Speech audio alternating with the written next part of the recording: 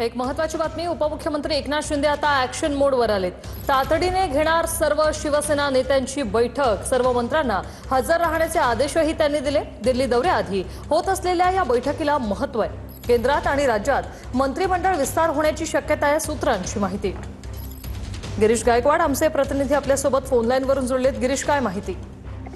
नक्कीच आपण पाहतोय की गोवावरून परतल्यानंतर एकनाथ शिंदे सध्या ऍक्शन मोडवर आहेत आणि तातडीने त्यांनी सर्व कॅबिनेट मंत्र्यांना आज दुपारी 2 वाजता नंदनवन या त्यांच्या शासकीय निवासस्थानी हजर राहण्याचे आदेश दिलेले आहेत आणि सर्व मंत्र्यांना या ठिकाणी हजर राहण्यास सांगण्यात आलेलं आहे। केंद्रीय मंत्रिमंडळ विस्तार आणि राज्यातील रखडलेल्या महामंडळ विस्तारावर सुद्धा या बैठकीमध्ये चर्चा होणार असल्याचं बोललं जातं। त्यासोबतच ऑपरेशन टायगर जे 3.0 ते कशा पद्धतीने राबवलं जाणार आहे यावर देखील या बैठकीमध्ये चर्चा होईल। कारण शिवसेनेचे 15 ते 16 आमदार आहेत जे एकनाथ शिंदे यांच्या संपर्कात असल्याची सुद्धा चर्चा आहे। त्यामुळे हे ऑपरेशन भविष्यात कशा पद्धतीने राबवलं जाणार आहे याची काय माहिती ते देणार आहेत का हे सुद्धा पाहणं महत्त्वाचं ठरणार आहे। तसेच राज्यात कॅबिनेटमध्ये देखील कांदेपालट होणार असल्याची शक्यता आहे आणि त्याबाबतचं देखील सुरुवात जे ते एकनाथ शिंदे आज करतील असं बोललं जात आहे। नेमकं काय घडणार आहे या बैठकीमध्ये पाहणं महत्त्वाचं ठरेल।